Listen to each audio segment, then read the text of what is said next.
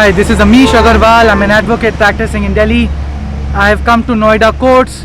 I came here at the gate, which no one uses to come and go apart from maybe the judges, because it makes for a better view, right? Because it's the board and everything over there. Otherwise, the actual entry for the lawyers and the litigants does not even feel like an entry gate at all. It feels like you're going for some underground poker club where the stakes are going to be maybe like 1,000 or 2,000 rupees for the entire night. In any case, what I wanted to talk about today was how you can fight a maintenance case against your wife. There are a lot of tricks and tactics you can use, but the two main things that I always ask the clients first, because they're the most prevalent ones to avoid paying maintenance to the wife, is first, whether the wife is earning money for herself or not. Does she have a job of her own or not? See, there is this misconception that if I'm not earning, I don't need to pay. So if I don't have any source of income myself, at least on paper, I'll be able to avoid maintenance. That's not the case. You have to remember, even if you're not earning a single rupee and you have a wife, and the statutory words are who is unable to maintain herself. So if you are earning, or if you're not earning, if you have a wife who is not able to maintain herself, which means that she has no assets to her name and she has no job to her name and she's not earning any money, in those circumstances you will have to pay maintenance to her. So the one thing that you can do to avoid it is to come to court, plead and prove that your wife does have a source of income in the sense of maybe a salary or some huge assets to her name.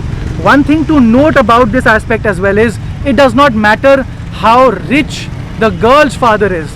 Even if the girl's father is very, very rich, you cannot say that the girl's father is very rich and therefore you can avoid paying maintenance because the girl's father is rich. Even if you are married for one single day also, the liability under the statute to pay maintenance to the wife, to maintain the wife, falls upon the husband and goes away from the father. The second aspect, the most common aspect that I'm seeing nowadays especially, is the fidelity and the infidelity of the wife. So if you're also able to prove in court either of these two situations, either she's already having a source of income of her own, or the fact that she is living in infidelity, she has committed adultery, she is living in adultery. All of these things, if you can prove, and again, you are not liable to maintain your wife. One thing to remember is that a lot of people, a lot of husbands think that if the wife has not been victimized, been subjected to dowry harassment, been physically beaten or emotionally abused, then the husband is not liable to pay maintenance. That is correct, because if the wife leaves the house without any reason, then the husband is not liable to maintain her.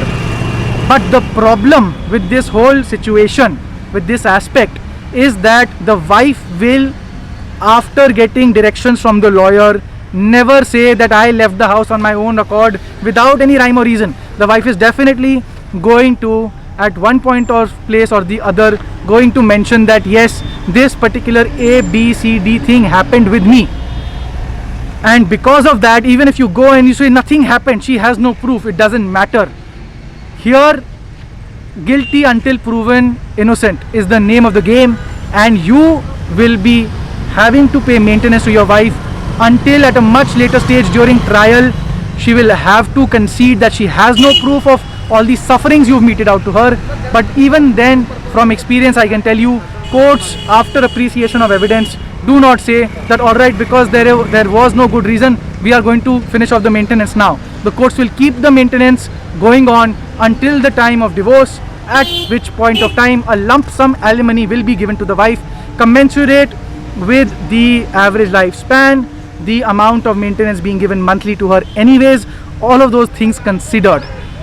So coming back, the two main things that you should focus on if you are separating from your wife is proving either this or the second aspect, and or both of them.